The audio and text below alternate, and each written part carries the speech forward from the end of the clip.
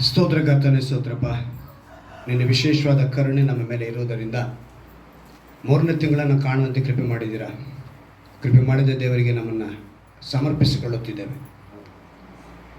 ವಾಗ್ದಾನದಿಂದ ನಮ್ಮನ್ನು ಬಲಪಡಿಸಿ ಆ ವಾಗ್ದಾನದೇ ನಮ್ಮ ನಾಮನ್ನು ಮಹಿಪಡಿಸಿಕೊಳ್ಳುವುದಕ್ಕೆ ನಮ್ಮನ್ನು ಉಪಯೋಗಿಸಿಕೊಳ್ಳಬೇಕಾದ್ರೆ ನಮ್ಮ ಒಪ್ಪಿಸಿಕೊಡುತ್ತೇವೆ. ರಾಜ, ನಿಮ್ಮ ದಾಸನನ್ನು ಮರೆಸಿ ನಮ್ಮೊಂದಿಗೆ ಮಾತನಾಡಿ ಯೇಸುವಿನ ನಾಮದಲ್ಲಿ ಪ್ರಾರ್ಥಿಸ್ತೇನೆ. ಆಮೆನ್. Hallelujah, hallelujah, hallelujah. ಪ್ರೀತಿಯದವರ ಮಕ್ಕಳೇ, ಪ್ರತಿ ತಿಂಗಳು ದೇವರು ಒಂದು ವಾಗ್ದಾನ ಕೊಡ್ತಾರೆ. ವಾಗ್ದಾನ ಹಿಡಿದು ನಾವು ಪ್ರಾರ್ಥನೆ ಮಾಡ್ತೀವಿ ಅಲ್ವಾ? ಒಂದೇ ಮಾತಿನಲ್ಲಿ ಅಡಕವಾಗಿದೆ ಅಂತೇಳಿ ಹೋದ ತಿಂಗಳು ನಾವು ಚೆನ್ನಾಗಿ ಧ್ಯಾನ ಮಾಡಿದ್ವಿ. ಆ ಧರ್ಮಶಾಸ್ತ್ರದ ಕುರಿತು, ಆ ಪ್ರೀತಿಯ ಕುರಿತು ಏನೆಲ್ಲ ನಾವು ಧ್ಯಾನ ಮಾಡಿದ್ವಿ ಅಲ್ವಾ?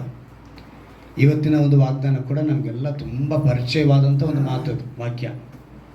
ಆದರೆ ಆ ಮಾತಿನಲ್ಲಿ ನಮಗೆ ದೇವರೇನು ಹೇಳಬೇಕು ಅಂತ ತೀರ್ಮಾನ ಮಾಡಿ ಇವತ್ತು ಅದನ್ನು ಕೊಟ್ಟಿದ್ದಾರೆ. ತೆಗೆದುಕೊಳ್ಳಿ. ಎಷ್ಟು ಜನ ಅದನ್ನು ನಿನ್ನೆ ಓದಿದ್ರಿ? ಹಾಂ, ಪರವಾಗಿಲ್ಲ, ವಾಕ್ಯನ ಓದಿದ್ರ. ಸೊ ಕೀರ್ತನೆಗಳು 91ನೇ ಅಧ್ಯಾಯದ 14ನೇ ವಾಕ್ಯ ಈ ತಿಂಗಳಿನ ವಾಗ್ದಾನ. ಓದಿ.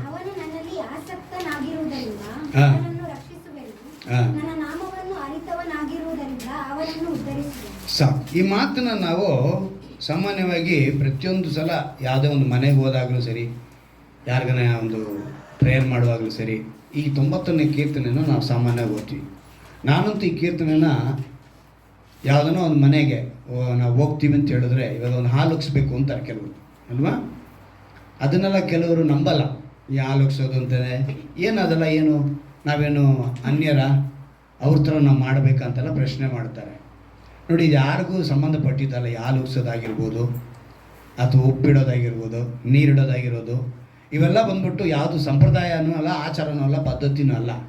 ಅದು ಶುಭ ಕಾರ್ಯ, ಶುಭವನ್ನು ತೋರಿಸುವುದಕ್ಕೆ ಒಂದು ಗುರುತು ಅಷ್ಟೇ. ಒಂದು ಮನೆ ಹೋಗಿ ಹಾಲು ಉಕ್ಕಿಸ್ತಾರೆ ಅಂತ ಹೇಳಿದ್ರೆ ಆ ಮನೆಯಲ್ಲಿ ಯಾವಾಗಲೂ ಆಶೀರ್ವಾದ ಉಕ್ಕಿ ಹರಿಯಲ್ಲನೋ ಗುರುತು ಅಷ್ಟೇ. ಅದನ್ನು ಜನಕ್ಕೆ ಹೇಳಿದ್ರೆ ನಂಬಲ್ಲ ಅಂಥೇಳಿ ನೀವು ಒಂದು ಮನೆಗೆ ಹೋದಾಗ ಆ ಮನೇಲಿ ಹಾಲು ಉಕ್ಸಿ ಏನಂತ ಹೇಳ್ತಾರೆ? ಅದರ ಅರ್ಥ, ಅದರ ಸಿಂಬಾಲಿಕಾಗಿ ಅವ್ರು ಹೇಳ್ತಾರೆ ಏನಂತ, ಒಂದು ಆಶೀರ್ವಾದ ಉಕ್ಲಿ ಅನ್ನೋದನ್ನು ಹೇಳ್ತಾರೆ. ಹಾಗೆ ಪ್ರತಿಯೊಂದೂ ದೇವರು ನಮಗೆ ಆಶೀರ್ವಾದವಾಗಿ ಇಟ್ಟಿದ್ದಾರೆ. ನಾವು ವಾಗ್ದಾನಗಳನ್ನ ಹಿಡಿದುಕೊಳ್ಬೇಕು. ಈ ಕೀರ್ತನೆ ನಾನೇನು ಮಾಡ್ತೀನಿ, 91ನೇ ಕೀರ್ತನೆಯನ್ನು ಪ್ರತಿಯೊಂದು ಮನೆಗೆ ಹೋದಾಗ ಓದಿಸ್ತೀನಿ. ಯಾಕಂದರೆ ಅದರಲ್ಲಿ ತುಂಬ ಒಳ್ಳೆ ಮಾತುಗಳನ್ನ ದೇವರು ಬರೆಸಿದ್ದಾರೆ. ಒಪ್ಪದ್ರು ಅವು ನಿನ್ನ ಗೂಡಾರ ಸಮೀಪಕ್ಕೂ. ಎಷ್ಟು ಚೆನ್ನಾಗಿ ಮಾತಲ್ವ ಅದು. ಸೊ ನಾವು ಗೂಡಾರ ಹತ್ರ ಇದ್ದೀವಿ, ನಮ್ಗೇನು ಬರಬಾರ್ದು ಅದು. ಅದು ತಿಳ್ಕೊಬೇಕು ನಾವು. ಅದರಿಂದ ಈ 91ನೇ ಕೀರ್ತನೆಯಲ್ಲಿ ಅವನು ನನ್ನಲ್ಲಿ ಏನಂತೆ ಮಾತೇನಂತ ಹೇಳ್ಪಟ್ಟಿದೆ, ನನ್ನಲ್ಲಿ ಆಸಕ್ತನಾಗಿಂದ ಅವನನ್ನು ರಕ್ಷಿಸುವೆನು, ನನ್ನ ನಾಮನ ಅರಿತನಾಗಿಂದ ಅವನನ್ನು ಉದ್ಧರಿಸುವೆನು. ಒಂದು ಅದ್ಭುತವಾದ ಮಾತು. ಈಗ ಇಲ್ಲಿ ನಾವು ಗಮನಿಸಬೇಕಾಗಿದ್ದು, ಈ ಮಾತಿನಲ್ಲಿ ಆಸಕ್ತನು ಅಂತ ಒಂದು ಪದ ಇದೆ, ಎರಡನೇದು ಅರಿತವನು ಅಂತೇಳಿ ಪದ ಇದೆ. ಈಗ ಆಸಕ್ತನು ಅಂದರೆ ಅದಕ್ಕೆ ಕೆಲವು ರೂಪಗಳಿದೆ. ಆಸಕ್ತಿ ಅನ್ನೋದಕ್ಕೆ ಕನ್ನಡದಲ್ಲಿ ಆಸಕ್ತಿಯಿಂದ ಬರೆದಿದ್ದಾರೆ, ತೆಲುಗಿನಲ್ಲಿ ಪ್ರೇಮಿಂಚುವಾಡು ಅಂತ ಬರೆದಿದೆ. ಏನಂತೆ? ಪ್ರೇಮಿಂಚುವಾಡು, ಪ್ರೀತಿಸುವವನು. ಈಗ ಈ ಟ್ರಾನ್ಸ್ಲೇಷನ್ ಅದಕ್ಕಿಂತ ನನಗೆ ತುಂಬ ಯೋಚನೆ ಆಗೋದು. ಈಗ ನಾವು ಅದನ್ನು ಈಗ ತೆಲುಗು ಸೇವಕರಾದರೆ ಏನಂತ ಹೇಳ್ತಾರೆ? ಪ್ರೀತಿ ಮಾಡೋನು ಅಂತ ಉಪದೇಶ ಮಾಡ್ಕೊಂಡು ಹೋಗ್ತಾರೆ. ಈಗ ನಾನೇನಂತ ಉಪದೇಶ ಮಾಡ್ತಾ ಇದ್ದೀನಿ? ಆಸಕ್ತಿ. ಇಬ್ರಿಯ ಭಾಷೆಯ ಪ್ರಕಾರ ಇಲ್ಲಿ ವಾಕ್ಯಗಳನ್ನು ನಾವು ಸಂಪೂರ್ಣವಾಗಿ ಒಂದೇ ಥರ ತೆಗೆದುಕೊಳ್ಳೋದಕ್ಕೆ ಅನುವಾದಗಳು ನಡೆಯಲ್ಪಟ್ಟಿಲ್ಲ. ಆದರೆ ಇವಾಗ ನಮಗೆ ಪವಿತ್ರಾತ್ಮನ ಪ್ರೇರಣೆಯಿಂದ ಬರೆಸಲ್ಪಟ್ಟಿರುವಂಥ ಈ ಸತ್ಯವೇದದಲ್ಲಿ ಆಸಕ್ತಿ ಅಂತ ಪದ ಬರೆಯಲ್ಪಟ್ಟಿದೆ. ಸೊ ಆಸಕ್ತಿ ಅಂದರೆ ಏನು? ನಾಮವನ ಅರಿತವನು ಅಂದರೆ ಏನು? ಈಗ ಆಸಕ್ತಿ ಮತ್ತು ಅರಿತವನು ಅನ್ನೋದಕ್ಕೆ ಆ ಎರಡು ಪದ ನಾವು ಹೇಳಬೇಕು ಅಂದರೆ ಆ ಎರಡು ಪದಕ್ಕೆ ಸಂಬಂಧಪಟ್ಟ ಕೆಲವು ರೂಪಗಳಿದೆ. ಏನಿದೆ? ರೂಪಗಳು. ಈಗ ಬೆಳಕು ಅಂತ ಹೇಳ್ತೀವಿ, ಅದಕ್ಕೆ ರೂಪ ಕೊಡು ಅಂತ ಹೇಳಿದ್ರೆ ನಾವೇನು ಮಾಡ್ತೀವಿ? ಒಂದು ಬಲ್ಬನ್ನ ತೋರಿಸ್ಬೋದು, ಅಥವಾ ಹೊರಗಡೆ ಹೋಗಿ ಸೂರ್ಯನ ತೋರಿಸ್ಬೋದು. ಅಂದರೆ ಬೆಳಕು ಅನ್ನೋದಕ್ಕೆ ಏನು ಮಾಡ್ತೀವಿ? ಒಂದು ರೂಪನ ತೋರಿಸ್ತೀವಿ. ಹಾಗೆ ಇವತ್ತು ಆಸಕ್ತಿ ಅನ್ನೋ ಪದಕ್ಕೆ, ಅರಿತವನು ಅನ್ನೋ ಪದಕ್ಕೆ ನಾವು ರೂಪನ ನೋಡೋಕ್ಕೋಬೇಕು, ತಿಳ್ಕೊಂಡಿರ್ಬೇಕು. ಅದು ತಿಳಿದಿದ್ರೆ ಮಾತ್ರ ನೀನು ಆಸಕ್ತಿ ಉಳ್ಳವನಾಗ್ತೀಯ, ಅದು ತಿಳಿದಿದ್ರೆ ಮಾತ್ರ ನೀನು ಅರಿತವನಾಗ್ತೀಯ. ಯಾವ ರೂಪಗಳು? ತಿಳಿದುಕೊಳ್ಬೇಕಲ್ವಾ? ಒಂದು 6 ಅಂಶನ ನಿಮಗೆ ಅದನ್ನು ತಿಳಿಸ್ತೀವಿ. ಆ 6 ಅಂಶಗಳು ನಮಗೆ ಆಸಕ್ತಿ ಮತ್ತು ಅರಿತವನು ಅಂತ ಹೇಳೋದಕ್ಕೆ ರೂಪವುಳ್ಳ ಪದಗಳಾಗಿದೆ. ಮೊದಲನೇದು ಸಮಯ. ಏನದು? ಈ ಸಮಯ ಅನ್ನೋದನ್ನು ಇನ್ನೊಂದು ರೀತಿಯಲ್ಲಿ ಕಾಲ ಅಂತ ಕೂಡ ಹೇಳ್ಬೋದು. ಏನಂತ ಹೇಳ್ಬೋದು? ಕಾಲ. ವಾಗ್ದಾನದಲ್ಲಿ ಒಂದು ಮಾತು ಬರೆಯಲ್ಪಟ್ಟಿದೆ. 2025 ವರ್ಷದ ವಾಗ್ದಾನದ ಸಂದೇಶದಲ್ಲಿ ನಾವು ಕೊಟ್ಟಿದ್ದೀವಿ, ಯೆಹೋವನು ಸಿಕ್ಕುವ ಕಾಲದಲ್ಲಿ ಏನು ಮಾಡಬೇಕು ನಾವು? ಅವ್ರನ್ನ, ಅಂದರೆ ಇದು ಕಾಲ, ನಿರೀಕ್ಷಿಸುವ ಕಾಲ, ನಾವು ಅವ್ರನ್ನ ಹಿಡ್ಕೊಳ್ಳುವಂಥ ಒಂದು ಕಾಲ. ನಮಗಿನ್ನೂ ನ್ಯಾಯಾಧಿಪತಿಯಾಗೋರು ಬಂದಿಲ್ಲ, ಆದರೆ ಯಾವಾಗ ಬರ್ತಾರೆ ಗೊತ್ತಿಲ್ಲ. ನಾವೇನು ಮಾಡಬೇಕು? ಸಿಕ್ಕುವ ಕಾಲದಲ್ಲೇ ಹಿಡ್ಕೋಬೇಕು. ಟ್ರೈನ್ ಹೋದ್ಮೇಲೆ ಟಿಕೆಟ್ ತೆಗೆದ್ರೆ ಏನು ಪ್ರಯೋಜನ ಅಂತಾರಲ್ಲ ಲೋಕದಲ್ಲಿ, ಹಾಗೆ ಅವ್ರು ನ್ಯಾಯಾಧಿಪತಿಯಾಗಿ ಬರೋದಕ್ಕೆ ಮುಂಚೆ ನಾವೇನು ಮಾಡಬೇಕು? ರಿಸರ್ವ್ ಆಗಬೇಕು. ಈಗ ರಿಸರ್ವ್ ಆಗಬೇಕು ಅಂದರೆ ನಮಗೆ ಗೊತ್ತಿರಬೇಕು. ಈಗ ಸಮಯ ಅನ್ನೋದು ಅದೇ, ಕಾಲ ಅನ್ನೋದು ಅದೇ. ಈಗ ಅದಕ್ಕೆ ಒಂದು ಮಾತನ್ನ ನಿಮ್ಗೆ ಹೇಳ್ತೀನಿ. ರೋಮಾಪುರದವರಿಗೆ ಬರೆದ ಪತ್ರಿಕೆ 13ನೇ ಅಧ್ಯಾಯ, ರೋಮಾಪುರದವರಿಗೆ 13ನೇ ಅಧ್ಯಾಯ ತಿಳ್ಕೊಳ್ಳಿ.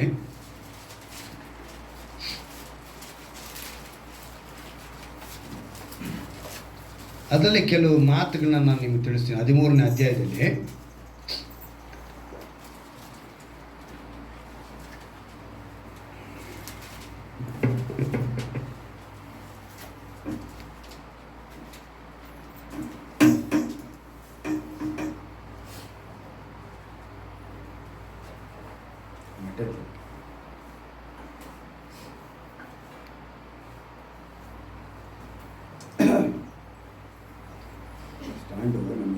ಬೈಬಲ್ ಅದಕ್ಕೆ ಸರಿಯಾಗಿ ಅದು ಅಡ್ಜಸ್ಟ್ ಮಾಡೋಕ್ಕಾಗ್ತದೆ. ಇಲ್ಲೇ ಸಮಯದ ಕುರಿತು ಬರೆಯಲ್ಪಟ್ಟಿದೆ. 13ನೇ ಅಧ್ಯಾಯದಲ್ಲಿ 11ನೇ ವಾಕ್ಯದಲ್ಲಿ ನಾವು ಗಮನಿಸುವಾಗ, ಈಗಿನ ಕಾಲವು ನಿದ್ದೆಯಿಂದ ಎಚ್ಚರವಾಗತಕ್ಕ ಕಾಲವೆಂದು ಅರಿತು ಇದನ್ನೆಲ್ಲ ಮಾಡಿರಿ. ಯಾವ ನಿದ್ದೆ ಅಂತ ಹೇಳಿದ್ರೆ ಶಾರೀರಿಕವಾದ ನಿದ್ದೆ ಅಲ್ಲ, ಇದು ಆತ್ಮಿಕವಾದ ನಿದ್ದೆ. ಇವತ್ತು ತುಂಬ ಜನ ಆತ್ಮಿಕತೆಯಲ್ಲಿ ಬೆಳೆದಿರ ನಿದ್ದೆ ಮಾಡೋ ಪರಿಸ್ಥಿತಿಯಲ್ಲಿ ಇದ್ದಾರೆ ಅಂತ ಅರ್ಥ. ಅಂದರೆ ಏನು? ಎಚ್ಚರವಾಗ್ತಾ ಇಲ್ಲ, ಆತ್ಮಿಕತೆಯಲ್ಲಿ ಬೆಳಿಬೇಕನ್ನೋ ನೆನಪಿಲ್ಲ. ನಾವು ಕ್ರಿಸ್ತನನ್ನು ಮೊದಲು ನಂಬಿದ ಕಾಲದಲ್ಲಿ ಇದ್ದದ್ದಕ್ಕಿಂತ ಈಗ ನಮ್ಮ ವಿಮೋಚನೆಯು ಹತ್ತಿರವಾಯಿತು. ഇരുಳು ಬಹಳ ಮಟ್ಟಿಗೆ ಕಳೆಯಿತು, ಹಗಲು ಸಮೀಪವಾಯಿತು. ಕತ್ತಲೆಗೆ ಅನುಗುಣವಾದ ಕೃತ್ಯಗಳನ್ನು ಬಿಟ್ಟು ಬೆಳಕಿಗೆ ಅನುಗುಣವಾದ ಆಯುಧಗಳನ್ನು ಧರಿಸಿಕೊಳ್ಳೋಣ. ಯಾವ ಆಯುಧ ಅಂತೇಳಿ ಕೆಳಗಡೆ ಬರೀತಾರೆ. ಏನಂತ?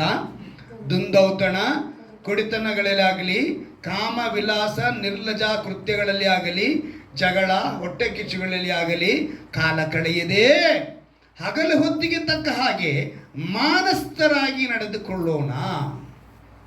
ಎಚ್ಚರವಾಗತಕ್ಕ ಕಾಲ ಅಂದರೆ ಸಮಯ. ಈ ಸಮಯ, ಈ ಕಾಲ ಅನ್ನೋದು ಎರಡು ಒಂದೇ. ಅರ್ಥ ಆಯ್ತಾ? ಈ ಸಮಯ ಅರಿತಿದ್ರೆ ನೀನು ಆಸಕ್ತಿ ಉಳ್ಳವನಾಗಿರ್ತೀಯ. ಹಲ್ಲೆಲೂಯಾ. ಈ ಆಸಕ್ತಿ ನಮಗೆ ಬರಬೇಕು ಅಂತಾನೆ ದೇವರು ಇವತ್ತು ಈ ಮಾತನ್ನು ಅಂತೇಳಬೇಕು. ದೇಹದ ಆಶೆಗಳನ್ನು ಪೂರೈಸುವುದಕ್ಕಾಗಿ ಚಿಂತಿಸದೆ ಕರ್ತನಾದ ಯೇಸು ಕ್ರಿಸ್ತನನ್ನು ಧರಿಸಿಕೊಳ್ಳಿರಿ. ಅಂದರೆ ಈ ಸಮಯ ಯಾವುದಿದು? ಕ್ರಿಸ್ತನನ್ನು ಧರಿಸಿಕೊಳ್ಳುವ ಸಮಯ. ಅಲ್ಲಿಗೆ ನಾವು ತಿಳಿದುಕೊಳ್ಬೇಕು, ಆಸಕ್ತಿ ಉಳ್ಳವನು ಮೊದಲನೇದಾಗಿ ಸಮಯ ಅನ್ನೋದನ್ನು ಪ್ರಯೋಜನಪಡಿಸಿಕೊಳ್ತಾನೆ, ಸಮಯ ಅನ್ನೋ ಬೆಲೆನ ತಿಳಿದುಕೊಳ್ತಾನೆ. ಎರಡನೇದಾಗಿ ಬಲವು. ಏನಿದೆ? ಈ ಬಲವು ಅಂದಾಗ ಒಂದು ಮಾತು ನನಗೆ ಪ್ರವಾದಿ ಯೆಶಾಯನ ಮೂಲಕ ಒಂದು ಮಾತನ್ನು ದೇವರು ನನಗೆ ನೆನಪಿಗೆ ತಂದರು. ಯೆಶಾಯನ ಪ್ರವಾದಿಯ ಗ್ರಂಥ 49ನೇ ಅಧ್ಯಾಯದಲ್ಲಿ 5ನೇ ವಾಕ್ಯವನ್ನು ಗಮನಿಸುವಾಗ ಅಲ್ಲಿ ಒಂದು ಮಾತು ಬರೆಯಲ್ಪಟ್ಟಿದೆ ನೋಡಿ. ದೇವರಿಂದಲೇ ಆಗುವುದು. ಏನಂತೆ? ದೇವರಿಂದಲೇ ಆಗುವುದು ಅಂದುಕೊಂಡೇನು. ಆಹಾ, ನಾನು ಯೆಹೋವನ ದೃಷ್ಟಿಯಲ್ಲಿ ಮಾನ್ಯನು, ನನ್ನ ದೇವರೇ ನನಗೆ ಬಲವು. ಏನಂತ ಹೇಳ್ತಾನೆ ಪ್ರವಾದಿ? ನನ್ನ ದೇವರೇ ನನಗೆ ಬಲವು. ಅಲ್ಲಿಗೆ ಸಮಯ ಅಂತ ತಿಳಿದುಕೊಂಡಾಗ ಇದು ಎಚ್ಚರವಾಗತಕ್ಕ ಕಾಲ. ಆ ಸಮಯನ ಕೊಟ್ಟಿರೋದು ದೇವರು ನಿನಗೆ ಕೊಟ್ಟಿದ್ದಾರೆ. ಏನಂತ? ನ್ಯಾಯಾಧಿಪತಿಯಾಗಿ ನಾನು ಬರುವುದಕ್ಕೆ ಮುಂಚೆ ಸಮಯನ ಕೊಟ್ಟಿದ್ದೀನಿ. ನಿನ್ನ ಏನು ಬಡಿಸ್ಕೋ, ಸರಿಪಡಿಸ್ಕೋ. ಈ ಲೋಕದ ದುಂದೌತಣ, ಈ ರೀತಿಯಾದ ಒಂದು ದೇಹದ ಆಶೆಗಳಿಗೆ ನಿಮ್ಮನ್ನು ಒಪ್ಪಿಸಿಕೊಡದೆ ಕ್ರಿಸ್ತನನ್ನು ಧರಿಸಿಕೊಳ್ಳಬೇಕು ಅಂತೇಳಿ ಸಮಯನ ಕೊಟ್ಟಿದ್ದಾರೆ. ಯಾರು? ದೇವರು. ಈಗ ಸಮಯ ಕೊಟ್ಟಿರೋದು ಯಾರು? ಹೇಳ್ತಾ ಇರೋದು ಚೆನ್ನಾಗಿ ನೆನಪಿನ ಇಟ್ಕೊಳ್ಳಿ. ಕೊಟ್ಟಿರೋದು ಯಾರು? ಅಲ್ವಾ? ಈಗ ಎರಡನೇದು ಬಲ. ಈ ಬಲದ ಕುರಿತು ಪ್ರವಾದಿ ಯೆಶಾಯ ಹೇಳ್ತಾನೆ, ನನ್ನ ಬಲವು ಅವರೇ. ಅಲ್ಲಿಗೆ ನಿನ್ನ ಹತ್ರ ಏನಿಲ್ಲ, ಬಲನೂ ಇಲ್ಲ. ಸಮಯ ಇದೆಯಾ? ಇಲ್ಲ.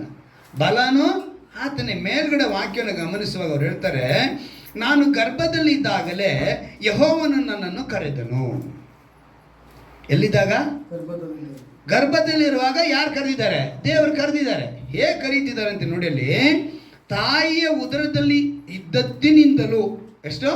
ತಾಯಿಯ ಉದರದಲ್ಲಿ ಇದ್ದದ್ದಿನಿಂದಲೂ ನನ್ನ ಹೆಸರನ್ನು ಹೇಳುತ್ತಿದ್ದಾನೆ. ನನ್ನ ಬಾಯನ್ನು ಹದವಾದ ಖಡ್ಗವನ್ನಾಗಿ ಮಾಡಿ ತನ್ನ ಕೈಯ ನೆರಳಿನಲ್ಲಿ ನನ್ನನ್ನು ಒದಗಿಸಿದ್ದಾನೆ.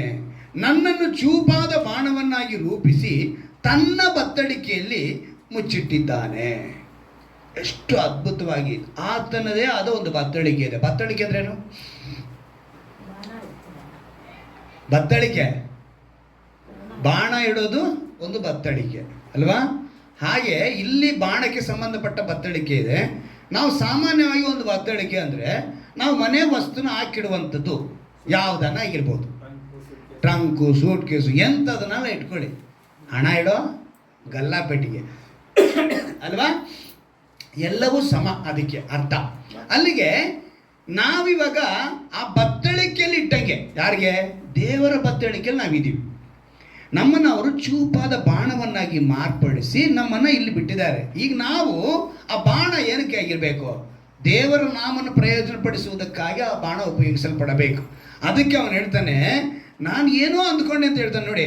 ದೇವರಿಂದಲೇ ಆಗುವುದು ಅಂದುಕೊಂಡೇನು, ನಾನು ಯೆಹೋವನ ದೃಷ್ಟಿಯಲ್ಲಿ ಮಾನ್ಯನು, ನನ್ನ ದೇವರೇ ನನಗೆ ಬಲವು. ಅಲ್ಲಿಗೆ ನನ್ನ ಹತ್ರ ಏನೂ ಇಲ್ಲ ಅಂತೇಳಿ ಪ್ರವಾದಿಯಾದ ಯೆಶಾಯ ಹೇಳ್ಕೊಳ್ತಿದ್ದಾನೆ. ಅಲ್ಲಿಗೆ ನೀನು ನಾನು ಏನು ಹೇಳಬೇಕು? ಬಲವು ಯಾರ್ದು? ಯೆಹೋವನದೇ, ದೇವರದೇ, ಸಮಯ ಅವರದೇ. ಮೂರನೇದಾಗಿ ಧನ. ಧನ, ಹಣ, ಐಶ್ವರ್ಯ, ಸಂಪತ್ತು, ಸಿರಿ, ಇವೆಲ್ಲ ಹೇಳ್ಬೋದು ಅಲ್ವಾ? ಈಗ ಈ ಧನದ ಕುರಿತು ನಾನು ಆ ಒಂದು ವಾಕ್ಯನ ದೇವರ ಬಳಿ ನಾನು ಕೇಳುವಾಗ ಅವ್ರು ಹೇಳ್ತಾರೆ, 2 ಕೊರಿಂಥದವರಿಗೆ ಬರೆದ ಪತ್ರಿಕೆ 8ನೇ ಅಧ್ಯಾಯ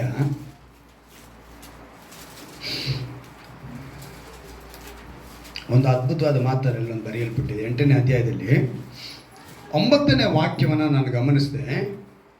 ನಮ್ಮ ಕರ್ತನಾದ ಯೇಸು ಕ್ರಿಸ್ತನ ಕೃಪೆಯು ನಿಮಗೆ ಗೊತ್ತಾಗಿದೆಯಲ್ಲ, ಆತನು ಐಶ್ವರ್ಯವಂತನಾಗಿದ್ದು, ಯಾರಂತೆ? ಆತನು ಏನಾಗಿದ್ರಂತೆ? ಐಶ್ವರ್ಯವಂತನಾಗಿದ್ದು ತಾನು ಬಡತನದಲ್ಲಿ ಸೇರುವುದರಿಂದ ನೀವು ಐಶ್ವರ್ಯವಂತರಾಗಬೇಕೆಂದು ನಿಮಗೋಸ್ಕರ ಬಡವನಾದನು. ಇವಾಗ ನಿಮ್ಮ ಹತ್ರ ಐಶ್ವರ್ಯ ಇದೆ ಅಂದರೆ ಯಾರ್ದದು? ಸೊ ಸಮಯ ಅವ್ರದ್ದೇ, ಬಲ ಅವ್ರದ್ದೇ, ಐಶ್ವರ್ಯ ಅವ್ರದ್ದೇ. ಅರ್ಥ ಆಗೋಯ್ತಾ? 3 ಅವ್ರದ್ದೇ ಆಗೋಯ್ತು. ಈಗ 4ನೇದಾಗಿ ಆರೋಗ್ಯ. ಯಾವುದು? ಆತನ ಬಾಸುಂಡೆಗಳಿಂದ ಇವಾಗ ಆರೋಗ್ಯ ಯಾರ್ದು? ಸೊ ಆರೋಗ್ಯನೂ ನಿನ್ನದಲ್ಲ. ಎಷ್ಟು ಅದ್ಭುತ ನೋಡಿ. ಐಶ್ವರ್ಯ ನಿನ್ನದಲ್ಲ, ಆರೋಗ್ಯ ನಿನ್ನದಲ್ಲ, ಬಲ ನಿನ್ನದಲ್ಲ, ಸಮಯ ಈಗ ಎಲ್ಲ ಅವ್ರದ್ದೇ ಆಗೋಗಿದೆ. ಈಗ 5ನೇದು ಹೋಗೋಣ. ಆಯುಷ್ಕಾಲ. ಏನಂತೆ? ಈ ಆಯುಷ್ಕಾಲ ಯಾರ್ದು ಅಂತೇಳಿ ಬರೀತಾರೆ ಜ್ಞಾನೋಕ್ತಿಗಳಲ್ಲಿ. ಜ್ಞಾನೋಕ್ತಿಗಳು 9ನೇ ಅಧ್ಯಾಯ, ಕೆಲವುಗಳನ್ನ ನಿಮಗೆ ಓದಿಸ್ತೀನಿ, ಕೆಲವನ್ನ ನಾನು ಓದಿ ಹೇಳ್ಬಿಡ್ತೀನಿ. 9ನೇ ಅಧ್ಯಾಯ 11ನೇ ವಾಕ್ಯ ಓದಿ. ಏನಂತೆ? ನನ್ನಿಂದ ನಿನ್ನ ದಿನಗಳು. ಸೊ ನಿನ್ನ ದಿನ ಹೆಚ್ಚಾಗಬೇಕು ಅಂತ ಕಾರಣರು ಯಾರು? ಯೇಸು ಕ್ರಿಸ್ತನು. ಅವರಿಂದ ಮಾತ್ರ ನಿನ್ನ ದಿನ ಹೆಚ್ಚಾಗುತ್ತೆ. ನಿನಗೆ ಒಂದು ದಿವಸ ಕೂಡಿಸಲ್ಪಡಬೇಕು. ಇವತ್ತು ರಾತ್ರಿ ಮಲಗಿ ನೀನು ನಾಳೆ ಎದ್ದೇಳಬೇಕು. ಇವತ್ತು ಇಲ್ಲಿಂದ ಇನ್ನೊಂದು ಕ್ಷಣ ಮುಂದಕ್ಕೆ ಹೋಗ್ಬೇಕು ಅಂದರೆ ಅದು ಹೆಚ್ಚಿಸಲ್ಪಡೋದ್ರಿಂದ ಎಲ್ಲಿಂದ ಬರ್ತದೆ? ಯಾರಿಂದ ಆಗ್ತಾ ಇದೆ? ದೇವರಿಂದ ಆಗ್ತಾ ಇದೆ. ಅವ್ರು ಹೇಳ್ತಾರೆ ನೋಡಿ, ನನ್ನಿಂದ ನಿನ್ನ ದಿನಗಳು ಹೆಚ್ಚುವು, ಆಮೇಲೆ ನಿನ್ನ ಆಯುಸ್ಸಿನ ವರ್ಷಗಳು ವೃದ್ಧಿ ಆಗುವು. ಆಯುಸ್ಸಿನ ವರ್ಷ ವೃದ್ಧಿ ಆಗೋದಕ್ಕೂ ಅವರೇ ಕಾರಣ. ಅದು ಮುಂದೆ ಬರಬೇಕು ಅಂದರೆ ಅಲ್ಲಿಗೆ ಆಯುಷ್ ಕಾಲ ಕೂಡ ಯಾರ್ದಾಗಿದೆ? ದೇವರದಾಗಿದೆ. ಕೊನೆಯದಾಗಿ ಜ್ಞಾನ. ಇದು ಬಹಳ ಮುಖ್ಯ ಮನುಷ್ಯನಿಗಲ್ವಾ. ನಾವು ಯಾಕೋಬನಲ್ಲಿ ನೋಡ್ತೀವಿ, ಒಬ್ಬನು ಜ್ಞಾನ ಬೇಕಾಗಿದ್ದರೆ ಯೆಹೋವನನ್ನು ಬೇಡಿಕೊಳ್ಳಲಿ. ಇದನ್ನು ನಾವೇನು ಮಾಡ್ತೀವಿ? ಮಕ್ಕಳಿಗೆ ಹೇಳ್ಬಿಡೋದು. ಮಕ್ಕಳು ಬುದ್ಧಿವಂತರಾಗಬೇಕು, ವಿದ್ಯೆಗೋಸ್ಕರ ಎಕ್ಸಾಮ್ ಟೈಮಲ್ಲಿ ಅದನ್ನೇ ಮಾತು ಹೇಳೋದು. ಒಬ್ಬನು ಏನಂತೆ? ಜ್ಞಾನ ಬೇಕಂದರೆ ಯೆಹೋವನ ಬೇಡಿಕೊಳ್ಳಿ. ಆದರೆ ದೇವರು ಮೊದಲನೇದಾಗಿ ನಮಗೆ ಹೇಳ್ತಾರೆ, ದೊಡ್ಡವರಿಗೆ ಹಿರಿಯರಿಗೆ ಹೇಳ್ತಾರೆ, ಜ್ಞಾನ ನಮಗೆ ಬೇಕು ಅಂದರೆ ಏನು ಮಾಡಬೇಕು, ಅದಕ್ಕೆ ಏನು ಬೇಕು, ಆ ಜ್ಞಾನ ಬೇಕು ಅಂದರೆ ಅದೇ 9ನೇ ಅಧ್ಯಾಯದಲ್ಲಿ ಆ ಮಾತು ಬರೆಯಲ್ಪಟ್ಟಿದೆ. 10ನೇ ವಾಕ್ಯ.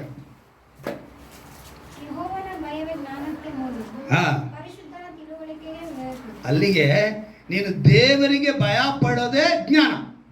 ಹಲ್ಲೆಲೂಯಾ. ನೀನು ಭಯ ಪಟ್ಟಿಲ್ಲ ಅಂದರೆ ನೀನು ಶೂನ್ಯ. ನೀನೇನಾಗ್ತೀಯ? ಸೊನ್ನೆ, ಪ್ರಯೋಜನವಿಲ್ಲದವನಾಗ್ತೀಯ ದೇವರ ದೃಷ್ಟಿಯಲ್ಲಿ. ಮನುಷ್ಯನ ದೃಷ್ಟಿಯಲ್ಲಿ ಇವತ್ತು ಶೂನ್ಯಕ್ಕೆ ಲೆಕ್ಕಾಚಾರ ಕೊಟ್ಟು ಅದನ್ನು ಸೇರಿಸಿ ಅದಕ್ಕೆ ಬೆಲೆ ಕೊಡ್ತಾನೆ. ಆದರೆ ನೀನು ದೇವರ ದೃಷ್ಟಿಯಲ್ಲಿ ಶೂನ್ಯ ಅಂತ ಹೇಳಿದ್ರೆ ಏನಕ್ಕೂ ಪ್ರಯೋಜನವಿಲ್ಲದವನು. ಅರ್ಥ ಆಯ್ತಾ? ಅಲ್ಲಿಗೆ ಸಮಯ ಆತನದು, ಬಲವೂ ಆತನದು, ಅದೇ ರೀತಿಯಾಗಿ ಧನವೂ ಆತನದು, ಐಶ್ವರ್ಯನೂ ಆತನದೇ, ಆರೋಗ್ಯನೂ ಆತನದೇ, ಆಯುಷ್ಕಾಲನೂ ಆತನದೇ, ಜ್ಞಾನವೂ ಕೂಡ ಆತನದೇ. ಇವೆಲ್ಲವೂ ಆತನದಾಗಿರೋದನ್ನು ತಿಳಿದವನು ಆಸಕ್ತಿ ಉಳ್ಳವನಾಗಿರ್ತಾನೆ, ಅವರನ್ನು ಅರಿತವನಾಗ್ತಾನೆ. ಹಲ್ಲೆಲೂಯಾ. ಆಸಕ್ತಿ ಉಳ್ಳವನು, ಅರಿತವನು ಅಂತ ಹೇಳಿದ್ರೆ ಇದೆಲ್ಲವೂ ಅವ್ರದ್ದೇಪ್ಪ. ಅಲ್ಲಿಗೆ ನಂದು ಅಂತ ಏನೂ ಇಲ್ಲ. ಲೋಕದಲ್ಲಿರೋಂಥ ತುಂಬ ಆ್ಯಕ್ಟರ್ಗಳಾಗ್ಬೋದು, ಡೈರೆಕ್ಟರ್ಗಳಾಗ್ಬೋದು, ಇವರೆಲ್ಲ ಈ ಮಾತನ್ನು ಹೇಳ್ತಾರೆ, ಈ ಕ್ಷಣ ನಿಂದಪ್ಪ, ಮಿಕ್ಕಿದೆಲ್ಲ ನಿಂದಲ್ಲ ಅಂತಾನೆ. ಆದಾಮ ಹವ್ವಳ ಕುರಿತು ಸಿನಿಮಾನೂ ತೆಗೆದಿದ್ದಾರೆ. ಅರ್ಥ ಆಯ್ತಾ? ಎಲ್ಲವೂ ಕೂಡ ಅವರಿಗೆ ಗೊತ್ತಿದೆ. ದೇವರ ಹಾಡುಗಳನ್ನ ತುಂಬ ಜನ ಹಾಡ್ತಾರೆ. ಈಗ ಮೊನ್ನೆ ಯಾರೋ ಒಬ್ಬ ಸುನೀಲ್ ಅನ್ನೋ ಆ್ಯಕ್ಟ್ರು ಅದನ್ನು ಹಾಡಿ ಅದೊಂದು ದೊಡ್ಡ ಒಂದು ವಿಷಯನೇ ನಡೀತು. ಆದರೆ ಅವನು ಸಿನಿಮಾ ಅವನು ಸಿನಿಮಾದಲ್ಲಿ ಒಂದು ಸೀನ್ ಅಂತ ಅದು ಅಷ್ಟೇ, ದೇವ್ರ ಹಾಡು ಥರ. ಆದರೆ ಅವನೇನು ರಕ್ಷಣೆ ಹೊಂದಿಲ್ಲ. ಆದರೆ ನಮ್ಮವ್ರು ಏನು ಮಾಡಿಬಿಟ್ರು ಕ್ರೈಸ್ತರು, ಇಮಿಡಿಯೇಟಾಗಿ ವಾಟ್ಸಪ್ಪಲ್ಲಿ, ಇನ್ಸ್ಟಾಗ್ರಾಮಲ್ಲಿ ಪೋಸ್ಟ್ ಮಾಡಿ ಸುನೀಲ್ ಆ್ಯಕ್ಟರ್ ಕ್ರಿಸ್ತನಲ್ಲಿ ದೇವರಲ್ಲಿ ಬಂದುಬಿಟ್ಟ. ಆದರೆ ಅವನು ಆ ಸಿನಿಮಾದಲ್ಲಿ ಒಂದು ಸೀನ್ ಅಂತೆ, ಅವನ ಹಾಡುಗಾರ, ಅವನಿಗೆ ಆ ಸೀನಿಗೆ ಒಂದು ಕ್ರಿಯೇಟ್ ಮಾಡಿದ್ರೆ ದೇವ್ರ ಹಾಡೋ ಥರ ಅದನ್ನು ಯಾರೋ ತೆಗೆದುಕೊಂಡು ಇಡೀ ಅಲ್ಲಿಗೆ ದೇವ್ರ ಹಾಡು ಹೇಳಿದವರೆಲ್ಲರೂ ಕೂಡ ಕ್ರೈಸ್ತರಾಗಿಲ್ಲ. SP ಬಾಲಸುಬ್ರಹ್ಮಣ್ಯ ಹೇಳಿದಾರ? ಎಷ್ಟು ಹಾಡು ಹೇಳಿಲ್ಲ. ಎಲ್ಲ ಪ್ಲೇಬ್ಯಾಕ್ ಸಿಂಗರು ದೇವರ ಹಾಡುಗಳನ್ನ ಹಾಡಿದ್ದಾರೆ. ಜೇಸುದಾಸ್ ಅಂತೂ ಬೇಕಾದಷ್ಟು ಹಾಡಿದ್ದಾರೆ. ಆದರೆ ಅವ್ರು ಎಲ್ಲಿದ್ದಾರೆ? ಮೂಕಾಂಬಿಕಾನಲ್ಲಿದ್ದಾರೆ ಜೇಸುದಾಸ್. ಹೆಸರೇನು? ಜೇಸುದಾಸ್. ಯೇಸುದಾಸ್ ಅಲ್ಲ ಅವ್ರ ಹೆಸರೇನು? ಜೇಸುದಾಸ್. ಆಯ್ತಾ? ಅವರು ಕೂಡ ಏನಿದ್ದಾರೆ? ಅದಕ್ಕೆ ರೋಮನ್ ಕ್ಯಾಥಲಿಕ್. ಆದರೆ ಎಲ್ಲಿಗೆ ಹೋಗ್ಬಿಟ್ರು? ಇದು ಪ್ರಪಂಚ. ಅಲ್ಲಿಗೆ ನಾವು ತಿಳ್ಕೋಬೇಕಾಗಿರೋದು ಆ ಭಯ, ಯೆಹೋವನ ಭಯ. ಅಲ್ಲಿಗೆ ನಾವೆಲ್ಲ ಇವತ್ತು ಆ ಸಮಯ, ಬಲ, ಧನ, ಆರೋಗ್ಯ, ಆಯುಷ್ಕಾಲ, ಈ ಜ್ಞಾನವೆಲ್ಲ ದೇವರದೇ ಅಂತ ನಾವು ತಿಳಿದುಕೊಂಡ್ರೆ ಖಂಡಿತವಾಗಲೂ ನಾವು ಆಸಕ್ತಿ ಉಳ್ಳವರಾಗಿರ್ತೀವಿ, ಆತನ ನಾಮವನ್ನು ಅರಿತವರಾಗಿರ್ತೀವಿ. ಇವತ್ತು ಅರಿತೇ ಇರೋರು ತುಂಬ ಜನ ಇದ್ದಾರೆ. ಈಗ ಭೂಮಿ ಮೇಲೆ ಯೇಸು ಕ್ರಿಸ್ತನು ಇದ್ದಾಗ ಇದನ್ನು ಅವರಿಗೆ ತಿಳಿಸ್ಬೇಕು. ದೇವರದನ್ನು ಯಾವುದು, ಈ ಭೂಮಿಗೆ ಸಂಬಂಧಪಟ್ಟಿದ್ದು ಯಾವುದು ಅಂಥೇಳಿ ಒಂದು ಕಡೆ ಹೇಳ್ತಾರೆ. ಮತ್ತಾಯನ ಬರೆದ ಸುವಾರ್ತೆ 22ನೇ ಅಧ್ಯಾಯದಲ್ಲಿ, ಮತ್ತಾಯನ ಬರೆದ ಸುವಾರ್ತೆ 22ನೇ ಅಧ್ಯಾಯ ಅಲ್ಲಿ ಒಂದು ಮಾತು ಬರೆಯಲ್ಪಟ್ಟಿದೆ. ಇದನ್ನು ನಾವು ಎಷ್ಟೋ ಸಲ ಓದಿರ್ತೀವಿ, ಆದರೆ ಅರ್ಥ ಮಾಡ್ಕೊಳ್ಳೋದಿಲ್ಲ.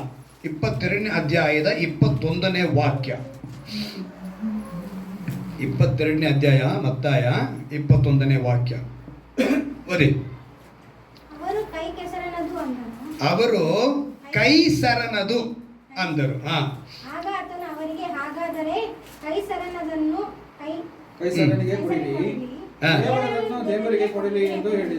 ಇಲ್ಲಿ ಒಂದು ಘಟನೆ ನಡೀತಾ ಇದೆ. ಒಂದು ಘಟನೆ ನಡೆದಾಗ ಪರಿಸಾಯರು ಹೊರಟು ಬಂದು ಅವ್ರ ಮಾತಿನಲ್ಲಿ ಸಿಕ್ಕಿಸ್ಬೇಕು ದೇವ್ರನ್ನ ಅಂಥೇಳಿ ಅವರೊಂದು ಕುತಂತ್ರ ಮಾಡ್ತಾರೆ. ಆ ಕುತಂತ್ರ ಮಾಡಿ ಅವ್ರು ಬಂದು ಅವರ ಶಿಷ್ಯರನ್ನ ಕಳಿಸಿ, ಗುರುವೇ ನೀನು ಸತ್ಯವಂತನು, ದೇವರ ಮಾರ್ಗವನ್ನು ಸತ್ಯವಾಗಿ ಬೋಧಿಸುವನು, ಯಾರಿಗೂ ಹೆದರವನು, ಜನರ ಮುಖದಿಚ್ಛೆಗೆ ಮಾತನಾಡುವನಲ್ಲ ಎಂದು ಬಲ್ಲೆವು. ಈಗಿರಲಾಗಿ ಕೈಸರನಿಗೆ ತೆರಿಗೆ ಕೊಡುವುದು ಸರಿಯೋ ಸರಿ ಇಲ್ಲವೋ ಅಂತ ಕೇಳಿದ್ರು.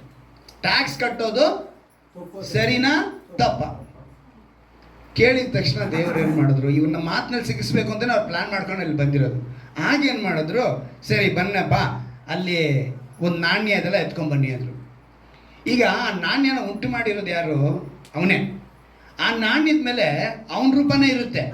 ದೇವ್ರಿಗೆ ಚೆನ್ನಾಗಿ ಗೊತ್ತಿತ್ತು. ಆದರೂ ಕೂಡ ಅಲ್ಲಿಂದ ತಗೊಂಬಂದರು. ತಗೊಂಡು ಬಂದರೆ ಅಲ್ಲಿ ನೋಡಿ, ನನ್ನನ್ನು ಯಾಕೆ ಪರೀಕ್ಷೆ ಮಾಡುತ್ತೀರಿ, ತೆರಿಗೆ ಕೊಡುವ ನಾಣ್ಯವನ್ನು ನನಗೆ ತೋರಿಸಿರಿ ಅನ್ನಲು ಅವರು ಆತನಿಗೆ ಒಂದು ಹಣವನ್ನು ತಂದು ಕೊಟ್ಟರು. ಆತನು ಈ ತಲೆಯು ಈ ಮುದ್ರೆಯು ಯಾರದು ಎಂದು ಕೇಳಿದ್ದಕ್ಕೆ, ಆ ನಾಣ್ಯದ ಮೇಲೆ ಒಂದು ತಲೆನೂ ಇದೆ, ಮುದ್ರೆ ಇದೆ, ಎರಡು ಕಡೆ ಅಲ್ವಾ ನಾಣ್ಯ, ಮುಖ ಇದೆ, ತೋರಿಸಿದ ಮೇಲೆ ಆ ಮುದ್ರೆ ಕೇಳಿದ್ದಕ್ಕೆ ಅವರು ಕೈಸರನದು ಅಂದರು. ಯಾರ್ದು? ಆ ರಾಜಂದು ಅಂದರು. ಆಗ ಕೈಸರನ್ನ ಕೊಟ್ಬಿಡಿ. ಯಾರು ಕೊಟ್ಬಿಡ್ಬೇಕು? ಕೈಸರದನ್ನ ಅವನು ಕೊಟ್ಬಿಡಿ. ದೇವ್ರದನ್ನ ಈಗ ನೆಕ್ಸ್ಟ್ ಇವ್ರ ಪ್ರಶ್ನೆ ಏನು ಮಾಡಬೇಕಿತ್ತು, ದೇವ್ರದ್ದು ಯಾವುದಂತ ಕೇಳಬೇಕೋ ಬೇಡ. ಇವ್ರ ಪ್ರಶ್ನೆ ಬಂದೆ ಇವ್ರನ್ನ ಸಿಕ್ಕಿಸ್ಬೇಕು ಅನ್ನೋದು. ತೆರಿಗೆ ಕೊಡಬೇಕಾ ಬೇಡವಾ, ಇವ್ರನ್ನ ಬೇರೆ ರೀತಿಯಲ್ಲಿ ಇವ್ರನ್ನ ಲಾಕ್ ಮಾಡಬೇಕಂತ ಅವ್ರು ಯೋಚನೆ ಮಾಡಿದ್ರು. ದೇವರು ಚೆನ್ನಾಗಿ ಅವ್ರನ್ನ ಉಂಟು ಮಾಡಿದ್ರು, ದೇವರಿಗೆ ಚೆನ್ನಾಗಿ ಗೊತ್ತಿತ್ತು. ಅವ್ರೇನು ಹೇಳಿದ್ರು, ನೀವು ಅವ್ರು ಕೊಟ್ಬಿಡ್ರಿ, ದೇವ್ರು. ಈಗ ನಿಮಗೆ ದೇವ್ರ ಪ್ರಶ್ನೆ ಕೇಳಿದ್ರೆ ದೇವ್ರದ್ದು ಯಾವುದು? ಅದಕ್ಕೆ ಇಷ್ಟೊತ್ತು ಈ ಪ್ರಶ್ನೆಗೆ ಇಷ್ಟ ಹೇಳಿದ್ದು ನಾನು. ಸಮಯ ಅವ್ರದ್ದೇ, ಬಲ, ಧನ, ಆರೋಗ್ಯ, ಆಯುಷ್ಕಾಲ, ಜ್ಞಾನ, ಅದನ್ನು ಅವ್ರಿಗೆ ನೀವು ಕೊಡಬೇಕು. ಅಲ್ಲೆಲ್ಲೋಯ್ಯ, ದೇವ್ರದ್ದು ಯಾವುದು ಅಂತ ಇವಾಗ ಗೊತ್ತಾಯ್ತಾ? ನಾನು ಅದಕ್ಕೆ ಹೇಳಿದ್ದು, ಮೊದಲಿಂದ ಗಮನ ಇರಬೇಕು. ದೇವ್ರದ್ದು ಯಾವುದು ಅಂತ ಹೇಳಿದ್ರೆ ಸಮಯ. ಆದರೆ ಇವತ್ತು ನಾವೇನು ಹೇಳ್ತೀವಿ, ಸ್ವಲ್ಪ ಟೈಟಾಗಿದ್ದೀವಿ. ಸರಿಯಾಗಿ ಏನಂತ ಹೇಳಿದ್ರೆ ಆರಾಧನೆಗಳಲ್ಲಿ ಭಾಗವಹಿಸೋದಕ್ಕೆ ಸ್ವಲ್ಪ ಕಷ್ಟ ಆಗ್ತಿದೆ. ಕೆಲವು ಪ್ರೋಗ್ರಾಮ್ಸ್ಗಳು ಅದು ಇದು ನಮಗೆ ಇದೆ ಅಂತ ಕೆಲವರು ಅನೇಕರು ಹೇಳ್ತಾರಲ್ವಾ. ನೀನು ಯಾವಾಗ ದೇವರ ಹತ್ರ ಸಮಯ ಇಲ್ಲ ಅಂತ ಹೇಳ್ತೀಯೋ, ಇದು ಎಚ್ಚರವಾದ ಕಾಲ ಅಂತ ಹೇಳ್ಬಿಟ್ಟಿದ್ದಾರೆ. ದ್ವಂದ್ವನೋತನ ಮಾಡೋದಕ್ಕೋ ಅಥವಾ ನೀನು ಲೋಕ ಪ್ರಕಾರವಾಗಿ ದೇಹದ ಆಶೆಗಳನ್ನ ಪೂರೈಸೋದಕ್ಕೋ ಕಾಲ ಅಲ್ಲ. ನೀವು ಕತ್ತಲೆಯಲ್ಲಿದ್ದಂಥದ್ದು ಕಾಲನ ಕಳೆದೋಯ್ತು. ಇವಾಗ ನೀವು ಬೆಳಕಿನವ್ರಿಗೆ ಬಂದಿದ್ದೀರಾ. ಬಂದ ಮೇಲೆ ಇವಾಗ ಅವ್ರು ಸಿಗೋ ಕಾಲ, ಇದು ಸಿಗೋ ಸಮಯದಲ್ಲಿ ಏನು ಮಾಡಿಬಿಡ್ಬೇಕು, ನೀವು ಹಿಡ್ಕೋಬೇಕು. ಬಿಟ್ಟರೆ ನೀವು ಮತ್ತೆ ನ್ಯಾಯ ತೀರ್ಪು ಬಂದಾಗ ಏನೂ ಮಾಡೋದು ಸಾಧ್ಯ ಇಲ್ಲ. ಅದನ್ನು ಎಚ್ಚರಿಕೆ ಪಡಿಸಿ ಅವರು ಸಮಯನ ಕೊಟ್ಟಿದ್ರೆ, ನಾವೇನು ಹೇಳ್ತಾ ಇದ್ದೀವಿ, ಸಮಯ ಇಲ್ಲ, ಟೈಮ್ ಇಲ್ಲ ನಮಗೆ, ನಾವು ಅಷ್ಟೊಂದು ಬ್ಯುಸಿ. ನನ್ನ ಲೆಕ್ಕದ ಪ್ರಕಾರ ಒಬ್ಬ ಸಮಯ ಇಲ್ಲ ಅಂತ ಹೇಳೋನು ಯಾರು ಅಂತ ಹೇಳಿದ್ರೆ ಸತ್ತವನು. ಯಾರು? ಸತ್ತವನ ಮಾತ್ರನೇ ನನಗೆ ಟೈಮ್ ಇಲ್ಲ ಅಂತ ಹೇಳೋಕೆ ಸಾಧ್ಯ. ಯಾಕಂತ ಹೇಳಿದ್ರೆ ಸತ್ಯವೇದ ಹೇಳುತ್ತೆ, ಸತ್ತವರು ದೇವರನ್ನ ಸ್ತುತಿಸುವುದಕ್ಕೆ ಸಾಧ್ಯ ಇಲ್ಲ ಅಂತ. ಬದುಕಿರುವಂಥ ನಾವು ಮಾತ್ರನೇ ಸ್ತುತಿಸುವುದಕ್ಕೆ ಸಾಧ್ಯ, ಸತ್ತವರು ಸ್ತುತಿಸುವುದಕ್ಕೆ ಸಾಧ್ಯ ಇಲ್ಲ. ಆಗ ನೀನು ಸ್ತುತಿಸುವುದಕ್ಕೆ ನೀನು ಆರಾಧನೆಗೆ ಬಂದಿಲ್ಲ ಅಂದರೆ ನೀನು ಯಾರು? ಸೊ ನೀವು ಅರ್ಥ ಮಾಡ್ಕೊಬೇಕು. ನಿನಗೆ ಸಮಯನ ಕೊಟ್ಟಿದ್ದಾರೆ, ಬಲಾನ್ ಕೊಟ್ಟಿದ್ದಾರೆ, ಧನಾನ್ ಕೊಟ್ಟಿದ್ದಾರೆ, ಆರೋಗ್ಯನ ಕೊಟ್ಟಿದ್ದಾರೆ, ಆಯುಷ್ಕಾಲನೂ ಕೊಟ್ಟಿದ್ದಾರೆ, ಜ್ಞಾನನೂ ಕೊಟ್ಟಿದ್ದಾರೆ. ಪ್ರಾಣಿಗೂ ನಮಗೂ ವ್ಯತ್ಯಾಸ ಇದೆ.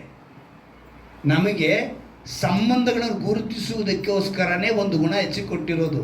ನೀನು ಸಂಬಂಧಗಳನ್ನು ಗುರುತಿಸೋದಕ್ಕೆ ನಿನಗೆ ಗೊತ್ತಿಲ್ಲ ಅಂತ ಹೇಳಿದ್ರೆ ಪ್ರಾಣಿನೂ ನೀನು ಅಲ್ಲಿಗೆ ಆ ಜ್ಞಾನ ತೆಗೆದುಕೊಂಡಿರೋ ನೀನು ಈಗ ಜ್ಞಾನ ಎಲ್ಲಿಂದ ಬರುತ್ತೆ? ದೇವರಿಗೆ ಭಯ ಪಟ್ಟರೆ ಮಾತ್ರ ಬರುತ್ತೆ. ದೇವರಿಗೆ ಭಯ ಪಡೋನು ದೇವ್ರದ್ದು ಏನೇನು ತಿಳ್ಕೊಂಡು ದೇವರದನ್ನು ಕೊಡಬೇಕು. ಆದರೆ ನಾವೇನು ಮಾಡ್ತಾ ಇಲ್ಲ, ಕೊಡ್ತಾ ಇಲ್ಲ, ಯಾವುದನ್ನು ಕೊಡ್ತಾ ಇಲ್ಲ, ಯಾವುದೂ ಕೊಡ್ತಾ ಇಲ್ಲ. ಅದಕ್ಕೆ ದೇವರು ಇವತ್ತು ಎಚ್ಚರಿಕೆ ಪಡಿಸಿ ನಮಗೆ ತಿಳಿಯಪಡಿಸಿದ್ದಾರೆ. ಯಹೂದ್ಯರು ಹೇಳಿದ ಮಾತೇನು ಗೊತ್ತಾ? ಒಂದು ಆ ಮಾತು ನಾವು ಏನಂತ ಹೇಳ್ತಾರೆ ಅಂತ ಹೇಳಿದ್ರೆ, ಈ ತೆರಿಗೆ ಕೊಡ್ಬೇಕಲ್ಲ, ಕೊಟ್ಬಿಡಿ, ದೇವ್ರ ಕೊಡಿ ಅಂತ ಹೇಳಿದ್ರು. ಆದರೂ ಕೂಡ ಆ ಜನ ಏನು ಮಾಡಿದ್ರೆ ಮುಟ್ಟಾಳರಾಗಿ ಮೂರ್ಖರಾಗಿ ಹೆಂಗಿದ್ರು ಅಂತೇಳಿ 27ನೇ ಅಧ್ಯಾಯ ಮತ್ತಾಯನ ಬರೋ ಸುವಾರ್ತೆಯಲ್ಲಿ 25ನೇ ವಾಕ್ಯ 27ನೇ ಅಧ್ಯಾಯದಲ್ಲಿ 25ನೇ ವಾಕ್ಯ ಅಲ್ಲೊಂದು ಮಾತು ಬರೆಯಲ್ಪಟ್ಟಿದೆ. ಅವನನ್ನು ಕೊಲ್ಲಿಸಿದ್ದಕ್ಕೆ ನಾವು ನಮ್ಮ ಮಕ್ಕಳು ಉತ್ತರ ಕೊಡುತ್ತೇವೆ ಅಂದರು. ಆಗ ಬರಬ್ಬನನ್ನು ಅವರಿಗೆ ಬಿಟ್ಟುಕೊಟ್ಟು ಯೇಸುವನ್ನು ಕೊರಡೆಗಳಿಂದ ಹೊಡಿಸಿ ಶಿಲುಬೆಗೆ ಹಾಕುವುದಕ್ಕೆ ಒಪ್ಪಿಸಿದರು. ಒಂದು ಮಾತು ಬರೆಯಲ್ಪಟ್ಟಿದೆ. ದೇವ್ರನ್ನ ದೇವರು ಕೊಡಿ ಅಂತ ಹೇಳಿದ್ರೆ ಆ ದೇವ್ರನ್ನೇ ಶಿಲುಬೆಗೆ ಹಾಕೋಂಥ ಮಟ್ಟಿಗೆ ಹೋದ್ರು ನಮ್ಮವರು. ಏನಂತ ಹೇಳಿದ್ರು ಇವ್ರು ಮಾಡಿದ್ರು? ದೇವ್ರನ್ನ ದೇವರು ಕೊಡಿ ಅಂತ ಹೇಳಿದ್ರು. ಆದ್ರೆ ಅದೇ ದೇವ್ರನ್ನ ಇವ್ರು ಏನು ಮಾಡಿದ್ರು? ಶಿಲುಬೆಗೆ. ಇವರಿಗೆ ಅದ್ರ ಗೊತ್ತಿಲ್ಲ ಯಾವುದು ಇಷ್ಟು ನಾ ಹೇಳಿದ್ನಲ್ಲ, ಸಮಯ, ಬಲ, ಧನ, ಆರೋಗ್ಯ, ಆಯುಷ್ಕಾಲ, ಜ್ಞಾನ ಕೊಟ್ಟಿರೋದು ಅವ್ರದ್ದೇ. ಅವ್ರಿಗೆ ನಾವು ಕೊಡಬೇಕು ಅನ್ನೋದನ್ನ ಇವು ಜನ ಮರೆತರು. ಆದರೆ ಎಲ್ಲ ಲಾಭನ ಪಡೆದುಕೊಂಡು ಯಾರು ಬೇಕು ಅಂದರು? ಬರಬ್ಬ ಅನ್ನೋ ಇಬ್ರಿಯ ಭಾಷೆ ಅರ್ಥ ಏನು ಗೊತ್ತಾ? ತಂದೆಯ ಮಗ. ಏನರ್ಥ? ಈಗ ಕುಮಾರನಾದ ಯೇಸು ಕ್ರಿಸ್ತನು ಶಿಲುಬೆಗೆ ಹೋಗೋ ಕೂಡ ತಂದೆಯ ಮಗ ಎನ್ನೋ ಒಬ್ಬ ವ್ಯಕ್ತಿನ ಬಿಡುಗಡೆ ಮಾಡಿಬಿಟ್ಟೆ ಶಿಲುಬೆಗೆ ಒಪ್ಪಿಸ್ಕೊಟ್ರು. ಹಲ್ಲೆಲೂಯಾ. ನೋಡಿದ್ರೆ ಎಂಥ ಒಂದು ಆಸೆ ದೇವ್ರದು. ಕೊನೆಯವರೆಗೂ ಕೂಡ ತನ್ನಿಂದ ಎಲ್ಲರೂ ಲಾಭ ಪಡೆದುಕೊಳ್ಳಬೇಕು ಅನ್ನೋದು ಅವರ ಉದ್ದೇಶ. ಅದಕ್ಕೇನೆ ಅವರು ಬರಬ್ಬನನ್ನ ಬಿಟ್ಟುಕೊಡು ಅಂತ ಹೇಳಿದಾಗ ಕೂಡ ದೇವರು ಕೋಪ ಬರಲಿಲ್ಲ. ಬರಬ್ಬ ಅಂದ್ರೆ ಅರ್ಥ ಏನು? ತಂದೆಯ ಮಗ ಅಂದ್ರೆ ಯೆಹೋವ ಮಗನಾಗೂ ಹೇಳಬಹುದು, ಇಲ್ಲ ಅವ್ರ ತಂದೆಯ ಮಗನು ಅಂತ ಹೇಳಿ. ಆ ಪದದ ಅರ್ಥ ತಂದೆಯ ಮಗ. ಈಗ ಕುಮಾರನಾದ ಯೇಸು ಕ್ರಿಸ್ತನು ಏನನ್ನು ಮಾಡ್ಕೊಂಡ್ರು? ನನ್ನ ತಂದೆಯ ಮಗನಪ್ಪ ಬರಪ್ಪ, ಅವನು ಬಿಟ್ಟುಕೊಡಿ, ಪರವಾಗಿಲ್ಲ, ನಾನು ಹೋಗ್ತೀನಿ, ಬಲಿ ಆಗ್ತೀನಿ. ಎಂತ ಒಳ್ಳೆಯ ದೇವರಲ್ಲ ನಮ್ಮ ದೇವರು. ಹಲ್ಲೆಲೂಯಾ. ಆದರೆ ಅವ್ರ ಮೇಲೆ ನಮಗೇನಿಲ್ಲ, ದೇವ್ರನ್ನ ಕೊಡಬೇಕು ಅನ್ನೋ ಮನಸ್ಸೇ ಅಲ್ಲ. ಕೈಸರನ್ನ ಆ ಮುದ್ರೆ ನೋಡಿದ್ರು, ಅವನು ಕೊಡು ಅಂತ ಹೇಳಿದ್ರು, ಇಲ್ಲಿ ಏನಿದೆಯೋ ದೇವ್ರನ್ನ ಕೊಡು ಅಂದ್ರು. ನಾವು ತಿಳ್ಕೊಂಬಿಡ್ಬೇಕು. ಅದನ್ನ ತಿಳ್ಕೊಂಬಿಟ್ರೆ ಖಂಡಿತ ಆಸಕ್ತಿ ಅನ್ನೋದನ್ನ ನಾವು ತೋರಿಸುವವರೆಗೆ ಕಾಣಲ್ಪಡಬೇಕು. ಹೇಗೆ ಕಾಣಿಸ್ಬಿಡ್ಬೇಕು? ತೋರಿಸುವವರೆಗೆ ಕಾಣಲ್ಪಡಬೇಕು. ಇಲ್ಲ ಅಂತ ಹೇಳಿದ್ರೆ ಖಂಡಿತವಾಗಲೂ ಅದು ಹೇಗೆ ತೋರಿಸ್ಕೋಬೋದು ಅನ್ನೋದನ್ನು ಒಂದು 2 ಮಾತು ಹೇಳಿ ನಾನು ಮುಗಿಸ್ಬಿಡ್ತೀನಿ. ಈಗ ನಮ್ಮಲ್ಲಿ ಇಬ್ರಿಯರಿಗೆ ಬರೆದ ಪತ್ರಿಕೆ ತೆಗೆದುಕೊಳ್ಳಿ, 6ನೇ ಅಧ್ಯಾಯ. ಇಬ್ರಿಯರಿಗೆ ಬರೆದ ಪತ್ರಿಕೆ 6ನೇ ಅಧ್ಯಾಯ 11ನೇ ವಾಕ್ಯವನ್ನು ಅಲ್ಲಿ ಗಮನಿಸುವಾಗ, ನೀವು ಉಪಚಾರ ಮಾಡುವುದರಲ್ಲಿ ಯಾವ ಆಸಕ್ತಿಯನ್ನು ತೋರಿಸಿದ್ದೀರೋ ನಿಮ್ಮ ನಿರೀಕ್ಷೆ ದೃಢ ಮಾಡಿಕೊಂಡು ಕಡೇ ತನಕ ಹಿಡಿಯುವುದರಲ್ಲಿಯೂ ನಿಮ್ಮಲ್ಲಿ ಪ್ರತಿಯೊಬ್ಬನ ಅದೇ ಆಸಕ್ತಿಯನ್ನು ತೋರಿಸಬೇಕೆಂದು ಅಪೇಕ್ಷಿಸುತ್ತೇನೆ. ಏನಂತ ಆಸಕ್ತಿ ಹೆಂಗಿರಬೇಕು ಅಂತ ಹೇಳಿದ್ರೆ, ಉಪಚಾರ ಮಾಡುವುದರಲ್ಲಿ. ಈಗ ಆಸಕ್ತಿ ಇಷ್ಟು ಲಾಭ ಪಡೆದುಕೊಂಡಿರುವಂಥ ನಾವು ನಮ್ಮ ಬದುಕಿನಲ್ಲಿ ಅದನ್ನು ಮಾಡಿ ತೋರಿಸ್ಬೇಕು. ಮಾಡಿ ತೋರಿಸಿದಾಗ ಖಂಡಿತವಾಗಿ ದೇವರು ಏನು ಮಾಡ್ತಾರೆ? ನಮಗೆ ಆ ವಿಷಯ. ಈಗ ಉಪಚಾರ ಮಾಡೋದು ಅಂತ ಹೇಳಿದ್ರೆ ಅದಕ್ಕೆ ಗುರುತಾಗಿ ಅಬ್ರಹಾಮನ ನಿಮಗೆ ನೆನಪಿಗೆ ತರ್ತೀವಿ ನಾವು. ಅಬ್ರಹಾಮನು ಹೇಗೆ ತನ್ನನ್ನು ದೇವರು ಕೊಡಬೇಕು, ಅವನು ಉಪಚಾರ ಮಾಡೋದ್ರಲ್ಲಿ ಆಗಲಿ ದೇವರ ವಿಷಯದಲ್ಲಿ ಆಗಲಿ ಅವ್ರು ಹೇಗಿದ್ದ ಅಂತ ಒಂದು ಮಾತನ್ನು ನಾವು ಗಮನಿಸಬೇಕಾದ್ರೆ 11ನೇ ಅಧ್ಯಾಯ ಇಬ್ರಿಯರಿಗೆ ಬರೆದ ಪತ್ರಿಕೆಯಲ್ಲಿ 18ನೇ ವಾಕ್ಯದಲ್ಲಿ ನಾನು ಓದ್ತೀನಿ ಕೇಳಿ. ಅಬ್ರಹಾಮನು ಪರಿಶೋಧಿತನಾಗಿ ನಂಬಿಕೆಯಿಂದಲೇ ಈಸಾಕನನ್ನು ಸಮರ್ಪಿಸಿದನು. ಏನಂತೆ? ಪರಿಶೋಧಿತನಾದ ಮೇಲೆ ಈಸಾಕನನ್ನು ಸಮರ್ಪಿಸಿದನು. ಎಷ್ಟು ಅದ್ಭುತವಾದ ಮಾತನ್ನ ಇಲ್ಲಿ ಬರೆಸಿದ್ದಾರೆ ನೋಡಿ. ಅಲ್ಲಿಗೆ ನಾವು ಚೆನ್ನಾಗಿ ತಿಳಿದುಕೊಳ್ಬೇಕು. ಅಬ್ರಹಾಮನ ಕುರಿತು ರೋಮ ಪಟ್ಟಣದಲ್ಲಿ ಬರೆಯುವಾಗ ಇನ್ನೂ ಒಂದು ಮಾತನ್ನ ಎಕ್ಸ್ಟ್ರಾ ಬರೀತಾನೆ ಪೌಲನು. ಏನಂತ ಬರೀತಾನೆ ಅಂತ ಹೇಳಿದ್ರೆ, ಆ ಅಬ್ರಹಾಮನ ನಂಬಿಕೆಯನ್ನ ಏನಂತ ಹೇಳಿ ವಿವರಣೆ ಮಾಡಿದಾನೆ ಅಂತ ಹೇಳಿ ನಾವು ಅದನ್ನು ಗಮನಿಸುವಾಗ ರೋಮಾಪುರದಲ್ಲಿ ಬರೆದ ಪತ್ರಿಕೆಯಲ್ಲಿ 4ನೇ ಅಧ್ಯಾಯ ಅದರಲ್ಲಿ 17ನೇ ವಾಕ್ಯದಲ್ಲಿ ಗಮನಿಸ್ತೀವಿ. ಬರೆದಿಟ್ಕೊಳ್ಳಿ, ನೀವು ಆಮೇಲೆ ಓದ್ಕೊಳ್ಳಿ ಅಲ್ಲಿ ಮನೆಯಲ್ಲಿ ಹೋಗ್ಬಿಟ್ಟು. ಅದರಲ್ಲಿ, ನಾನು ನಿನ್ನ ಅನೇಕ ಜನಾಂಗಗಳಿಗೆ ಮೂಲ ಪಿತೃವಾಗಿ ನೇಮಿಸಿದ್ದೇನೆ ಎಂದು ಶಾಸ್ತ್ರದಲ್ಲಿ ಬರೆದಿರುವ ಪ್ರಕಾರ ಅಬ್ರಹಾಮನು ನಮ್ಮೆಲ್ಲರಿಗೂ ದೇವರ ಸನ್ನಿಧಿಯಲ್ಲಿ ಮೂಲ ಪಿತೃವಾಗಿದ್ದಾನೆ. ದೇವರು ಸತ್ತವರನ್ನು ಬದುಕಿಸುವನಾಗಿಯೂ ಇಲ್ಲದನ್ನು ಇರುವುದಾಗಿ ಕರೆಯುವನಾಗಿಯೂ ಇದ್ದಾನೆಂದು ಅಬ್ರಹಾಮನು ನಂಬಿದನು. ಇದೇ ಅವನು ಮಾಡಿದಂಥ ಆಸಕ್ತಿ. ಅವನು ತಿಳ್ಕೊಂಡ ಸಮಯ ಅವ್ರದ್ದೇ, ಬಲ ಅವ್ರದ್ದೇ, ಧನ ಅವ್ರದ್ದೇ, ಆರೋಗ್ಯ ಅವ್ರದ್ದೇ, ಆಯುಷ್ಕಾಲ ಅವ್ರದ್ದೇ, ಜ್ಞಾನ ಅವ್ರದ್ದೇ. ನನಗೆ 100 ವರ್ಷದಲ್ಲಿ ಒಂದು ಮಗನನ್ನ ಕೊಡ್ತಾ ಇದ್ದಾನೆ, ಅವನನ್ನೇ ಬಲಿ ಕೊಡು ಅಂತ ಕೇಳ್ತಿದ್ದಾರೆ. ಕೇಳಿದ ತಕ್ಷಣ ಏನೂ ಮಾತಾಡಿದ್ರೆ ವಿಧೇಯನಾಗಿ ಅಲ್ಲಿ ಹೋಗ್ತಿದ್ದಾನೆ. ಹೋಗುವಾಗ ಮಗ ಕೂಡ ಪ್ರಶ್ನೆ ಮಾಡಿದಾಗ ದೇವರೆಲ್ಲ ಒದಗಿಸುವನು ಅಂತ ಹೇಳಿದ್ರು. ಸೀದಾ ಹೋಗ್ತಾನೆ. ಹೋಗಿ ಅವನ ಮೈಂಡಲ್ಲಿ ಇದ್ದದ್ದು ಏನು ಅಂತ ಹೇಳಿ ಇಲ್ಲಿ ಬರೆಯಲ್ಪಟ್ಟಿದೆ ನೋಡಿ. ಸತ್ತವರನ್ನು ಬದುಕಿಸುವನಾಗಿ ಇಲ್ಲದನ್ನು ಇರುವುದಾಗಿ ಕರೆಯುವನಾಗಿ ಇದ್ದಾನೆಂದ ನಂಬಿಕೆ ಅವನಿಗಿತ್ತು. ಆ ಒಂದೇ ಒಂದು ನಂಬಿಕೆಯಲ್ಲಿ ಸೀದಾ ಏನು ಮಾಡ್ದ? ಬಲಿ ಕೊಡೋಕೆ ಹೋದ. ಅಂದರೆ ದೇವರದನ್ನ ದೇವರು ಕೊಡಬೇಕು. ಪುತ್ರ ಸಂತಾನವು ಬಹುಮಾನ ಅಲ್ವಾ? ಈಗ ಬಹುಮಾನ ಪಡೆದುಕೊಂಡಿರುವಂಥ ಅವನು ಯೋಚನೆ ಮಾಡ್ದ, ಕೊಟ್ಟಿದ್ಯಾರು ಅಲ್ವಾ? ಈಗ ಬಹುಮಾನನ ಅಬ್ರಹಾಮನಿಂದ ಪಡೆದುಕೊಂಡು ಅಬ್ರಹಾಮನ ಕೊಟ್ನ, ಅಥವಾ ದೇವರು ತನ್ನಲ್ಲಿದ್ದ ಬಹುಮಾನನ ಅವರು ಕೊಟ್ರ? ಯಾಕಂದ್ರೆ ಗರ್ಭದಲ್ಲಿದ್ದಾಗ ಹೆಸರಿಟ್ಟು ಕರೆದವ್ರು ಯಾರು? ದೇವರು. ಅವ್ರಿಗೆ ಗೊತ್ತಿತ್ತು, ಹೆಸರಿಡಿದು ಕರೆದಿದ್ದಾರೆ. ಪಿಂಡವಾಗಿರುವಾಗಲೇ ನಮ್ಮ ಬಗ್ಗೆ ಅವ್ರಿಗೆ ಚೆನ್ನಾಗಿ ಗೊತ್ತಿದ್ದು. ಅದನ್ನು ಕೊಟ್ಟಿದ್ದ ದೇವರು. ಅದಕ್ಕೆ ಅವ್ರು ಏನು ಮಾಡಿದ್ರು, ಇದು ದೇವರು ಕೊಟ್ಟಿದ್ದಾರೆ, ಅವ್ರು ಕೇಳ್ತಾರೆ, ಕೊಡೋಣ ಬಿಡು, ನೆಕ್ಸ್ಟ್ ಕೊಡೋದಕ್ಕೆ ಅವ್ರಿಗೆ ಶಕ್ತಿ ಇದೆ, ಸಾಮರ್ಥ್ಯ ಇದೆ, ಅವ್ರು ಸತ್ತವ್ರನ್ನ ಬದುಕಿಸುವವರು, ಇಲ್ಲದನ್ನ ಇರುವುದಾಗಿ ಮಾಡಿಸುವ ಶಕ್ತಿಯುಳ್ಳ ದೇವರು ಅಂತ ನಂಬಿದ. ಆ ರೀತಿ ನೀನು ನಾನು ಅವರ ನಾಮವನ್ನು ಅರಿತವನಾಗಿದ್ದರೆ, ಅವರಲ್ಲಿ ಆಸಕ್ತಿ ಉಳ್ಳವನಾಗಿದ್ದರೆ, ಇದೆಲ್ಲ ದೇವ್ರದ್ದು ಅಂತೇಳಿ ನೀನು ನಂಬಿಕೆಯಲ್ಲಿ ಬದುಕಬೇಕು. ಹಲ್ಲೆಲೂಯಾ. ಅದರಲ್ಲಿ ನೀನು ಬಂದುಬಿಟ್ರೆ ಇವತ್ತು ಅನೇಕರಿಗೆ ಅನೇಕ ವಿಷಯಗಳು ತಡೆ ಆಗ್ತಾನೆ ಇರ್ತವೆ. ಏನಕ್ಕೆ ತಡೆ ಆಗ್ತಿದೆ? ಏನೋ ಒಂದು ಉದ್ದೇಶ ಇದೆ, ದೇವರು ಏನಕ್ಕೋ ಅದನ್ನು ತಡೆ ಮಾಡ್ತಿದ್ದಾರೆ, ನಮ್ಗೆ ಖಂಡಿತವಾಗಿ ನೆರವೇರಿಸ್ಕೊಡ್ತಾರೆ. ಆ ನಂಬಿಕೆ ಒಳಗೆ ನಾವು ಬರಬೇಕು. 12 ಪ್ರಾರ್ಥನೆ ಮಾಡಿದಲ್ವಾ?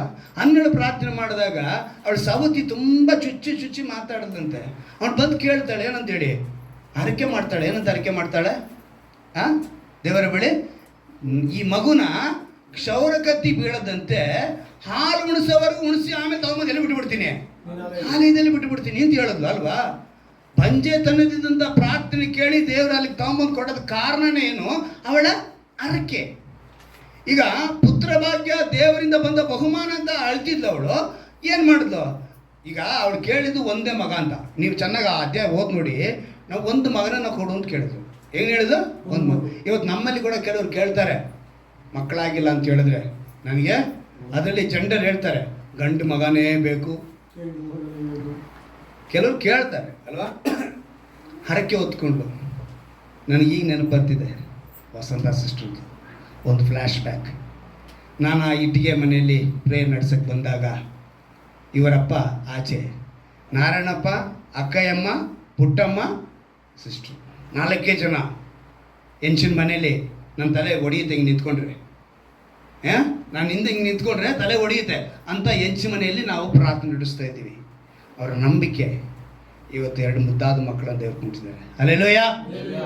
ಅವರು ಅವತ್ತು ಏನಂತ ಕೇಳಿದ್ರೋ ಅದನ್ನು ಫಲಾನ ಇವತ್ತು ಮಗು ಆದಮೇಲೆ ಕೂಡ ಅವನು ಸ್ಟೀಫನ್ನ ಹಾಸ್ಪಿಟಲ್ ಅಡ್ಮಿಟ್ ಮಾಡಿಬಿಟ್ಟಿದ್ದಾರೆ, ವೆಂಟಿಲೇಟರ್ ಇಟ್ಬಿಟ್ಟು. ಉಳಿಯಲ್ಲ ಅಂತ ಹೇಳಿದ್ರು. ಮಂಜು ನಾನು ಹೇಳಿದೆ, ನಂಬಿಕೆಯಿಂದ ಕೊಟ್ಟಿರೋದು ದೇವರು. ಸಾಮೇಲ್ ಪಾಸ್ಟ್ರಿಗೆ ಹೇಳಿದ್ರು, ಕರೆಕ್ಟಾ? ನಾವೇನು ಮಾಡಿದ್ವಿ? ಪ್ರೇಯರ್ ಮಾಡ್ತೀವಿ ಅಂಥೇಳಿ ನಾವು ಬಂದು ಪ್ರೇಯರ್ ಮಾಡಿದ್ವಿ. ದೇವರು ಇವತ್ತು ಅದ್ಭುತವಾಗಿ ನಿಲ್ಲಿಸಿದ್ದಾರೆ ಸಾಕ್ಷಿ. ಕಾರಣ ಏನು? 7 ವರ್ಷ ಮಗು ಇಲ್ಲದೆ ಇದ್ದರೂ ಕೂಡ ಇವತ್ತು 2 ಮುದ್ದಾದ ಮಕ್ಕಳನ್ನು ಕೊಟ್ಟಿದ್ದಾರೆ. ಅದಕ್ಕೇ ಆ ದೇವ್ರನ್ನ ದೇವ್ರಿಗೆ ಕೊಡಬೇಕು 12 ತೀರ್ಮಾನ ಮಾಡೋದು. ಇವತ್ತು ಅರಿಕೆ ಮಾಡ್ಕೊಂಡು ನಾವು ಎಷ್ಟು ಜನ ಇದ್ದೀವಿ? ಸಮಯನ ಕೊಟ್ಟಿದ್ದೀವಾ? ಅರಿಕೆ ಮಾಡಿದ್ದೀವಿ ಅಲ್ವಾ? ನಮ್ಮ ಬಲಾನ್ ಕೊಟ್ಟಿದ್ದೀವಾ? ನಮ್ಮ ಧನಾನ ಕೊಟ್ಟಿದ್ದೀವಾ? ನಮ್ಮ ಆರೋಗ್ಯನ ಕೊಟ್ಟಿದ್ದೀವಾ? ನಮ್ಮ ಆಯುಷ್ಕಾಲನ ಕೊಟ್ಟಿದ್ದೀವಾ? ನಮ್ಮ ಜ್ಞಾನನ ಕೊಟ್ಟಿದ್ದೀವಾ? ನಾನು ಬಂದಾಗಿಂದಲ್ಲೇ ನಿಂತಿದ್ದೀನಿ, ನಾನು ಕುಂತಿಲ್ಲ. 2 ಅವರ್ ನಿಂತ್ಕೋಬೇಕು, ನಿಂತ್ಕೊತೀನಿ ನಾನು. 2 ಅವರ್ 5 ಅವರ್ ಬೇಕಾದ್ರೆ ನಾನು ನಿಂತ್ಕೊಳ್ತೀನಿ. ಏನಾದ್ರು ದೇವ್ರಿಗೆ ಪ್ರಯಾಸ ಪಡಬೇಕು ಅಂದರೆ ನಾವು ಮಾಡಬೇಕು ದೇವರಿಗೋಸ್ಕರ. ಅದಕ್ಕೇನೆ ನಾವು ಹುಡುಗರಿಗೆ ಹೇಳ್ತೀನಿ, ಬನ್ನಿ ಚಾಪೆ ಹಾಕಕ್ಕೆ ಬನ್ನಿ, ದೇವ್ರ ಕೆಲಸ ಮಾಡ್ರಿ. ದೇವರಿಗೋಸ್ಕರ ನೀವು ಮಾಡೋದು ಖಂಡಿತವಾಗಲೂ ನೀತಿ ಉಳ್ಳ ದೇವರು. ಮರೆತು ಹೋಗೋದಕ್ಕೆ ಅವರು ಅನೀತಿ ಉಳ್ಳವರಲ್ಲ. ನೀವು ಬರಬೇಕು. ಹರಕೆ ಕುರಿತು ಒಂದು ನೆನಪಿಗೆ ಬಂದ್ಬಿಡ್ತು. ಪ್ರಸಂಗಿಯಲ್ಲಿ ಒಂದು ಮಾತು ಬರೆಯಲ್ಪಟ್ಟಿದೆ, ಹರಕೆ ಅನ್ನೋವಾಗ ಆ ಮಾತು ನೆನಪಿಗೆ ಬಂತು ನನಗೆ. ಪ್ರಸಂಗಿಯಲ್ಲಿ ಅಂದ್ಕೊತೀನಿ, ಪ್ರಸಂಗಿನೇ ಒಂದು ಅದ್ಭುತವಾದ ಮಾತಲ್ಲಿ ಬರೆಯಲ್ಪಟ್ಟಿದೆ. ಇವತ್ತು ತುಂಬ ಜನ ಹರಕೆ ಮಾಡ್ಕೊಳ್ತಾರೆ, ಆದರೆ ಹರಕೆನ ನೆರವೇರಿಸಲ್ಲ. ಇಲ್ಲಿದೆ 5ನೇ ಅಧ್ಯಾಯದಲ್ಲಿ ನೋಡಿ, 5ನೇ ಅಧ್ಯಾಯದಲ್ಲಿ 4ನೇ ವಾಕ್ಯ ಓದಿ. ನೀನು ದೇವರಿಗೆ ಹರಕೆಯನ್ನು ಕಟ್ಟಿದರೆ ಅದನ್ನು ತೀರಿಸಲು ತಡ ಮಾಡಬೇಡ. ಏನು ಮಾಡಬೇಡ? ಹರಕೆಯನ್ನು ತೀರಿಸಲು ತಡ ಮಾಡಬೇಡ. ಆತನು ಮೂಢರಿಗೆ ಒಲಿಯನು. ಮೂಢರಿಗೆ ಒಲಿಯನು ಅಂದ್ರೆ ಏನು? ಹತ್ರ ಬರಲ್ಲ ಅಂತ ಅರ್ಥ, ಪ್ರೀತಿ ಮಾಡಲ್ಲ ಅಂತ ಅರ್ಥ. ಯಾಕೆ ಹೇಳಿದ್ರ ಮಾತನ್ನ? ಮೂಢರು ಅಂತ ಹೇಳಿದ್ರೆ ಗರ್ವ ಹಿಡಿದವರು. ದೇವರು ಅಹಂಕಾರಿಯನ್ನು ಎದುರಿಸಿ ನಿಲ್ಸ್ಕೊತಾರೆ. ಅರ್ಥ ಆಯ್ತಾ? ಸೊ ಕೃಪೆಯನ್ನು ಬಯಸಬೇಕು. ಇಲ್ಲಿ ಮೂಢನ ಆ ಥರನೇ ಇದ್ದಾನೆ. ಅವ್ರು ಹೇಳ್ತಾರೆ, ನಿನ್ನ ಹರಕೆಯನ್ನು ಒಪ್ಪಿಸು. ನೀನು ಅರಸಿಕೊಂಡು ತೀರಿಸದೇ ಇರುವುದಕ್ಕಿಂತ ಹರಕೆ ಮಾಡಿಕೊಳ್ಳದೇ ಇರುವುದು ವಾಸಿ. ತೀರಿಸದೇ ಇದ್ದರೆ ನೀನು ಹರಕೆ ಮಾಡಬಾರ್ದಾಗಿತ್ತು. ನೀನು ಅರಿಕೆ ಮಾಡಿದ್ಮೇಲೆ ತೀರಿಸ್ಬೇಕು. ನೀನು ಮಾಡಂಗೆ ಇದ್ರೆ ಮಾತ್ರ. ಯಾಕಂದ್ರೆ ಇವತ್ತು ಯಾಕಂದ್ರೆ ಹೇಳ್ತಾನೆ, ಅನೇಕರು ತಪ್ಪುದುಂಟಂತೆ. ಏನಿಲ್ಲ ಗೊತ್ತಾ? ನಾಲಿಗೆಯಲ್ಲಿ. ನೀವು ನಾಲಿಗೆಯಲ್ಲಿ ತಪ್ಪಬಾರ್ದು. ದೇವರ ಹತ್ರ ಒಂದು ಮಾತು ಕೊಟ್ರೆ, ಇಲ್ಲಿ ಮೇಲ್ಗಡೆ ಬರೀತಾರೆ ನೋಡಿ, 5ನೇ ಅಧ್ಯಾಯದಲ್ಲಿ, ದೇವಸ್ಥಾನಕ್ಕೆ ಹೋಗುವಾಗ ನೀನು ಹೆಜ್ಜೆಯನ್ನು ಗಮನಿಸು, ಮೂಢರ ಯಜ್ಞಕ್ಕಿಂತ ಸಾನ್ನಿಧ್ಯಕ್ಕೆ ಬಂದು ಕಿವಿಗೊಡುವುದು ಲೇಸು. ಯಜ್ಞವನ್ನು ಕೊಟ್ಬಿಡ್ತೀನಿ ಅಂದರೆ, ಇವತ್ತು ತುಂಬ ಜನ ಮನೆಯಲ್ಲೇ ಇದ್ಕೊಂಡು ಕಾಣಿಕೆಯನ್ನು ಕಳಿಸ್ಬಿಡ್ತೀನಿ, ನಾನು ದೇವರಿಗೋಸ್ಕರ ಉಪವಾಸ ಇದ್ದುಬಿಡ್ತೀನಿ, ಪ್ರಾರ್ಥನೆ ಮಾಡಿಬಿಡ್ತೀನಿ ಅಂತ ಹೇಳಿದ್ರೆ ಆಗಲ್ಲ. ದೇವರ ಸಾನ್ನಿಧ್ಯಕ್ಕೆ ಬರಬೇಕು. ನೀನು ಸಾನ್ನಿಧ್ಯಕ್ಕೆ ಬಂದರೆ ಹೇಳ್ತಾರೆ, ತಾವು ಮಾಡುವುದು ಅಧರ್ಮವೆಂದು ಮೂಢರಿಗೆ ಗೊತ್ತೇ ಇಲ್ಲ. ಬಾಯಿ ದುಡುಕಬೇಡ. ಏನು ಮಾಡಬೇಡ? ದುಡುಕಬೇಡ. ದೇವರ ಮುಂದೆ ಮಾತಾಡಲು ನಿನ್ನ ಹೃದಯದಲ್ಲಿ ಆತುರ ಪಡದಿರು.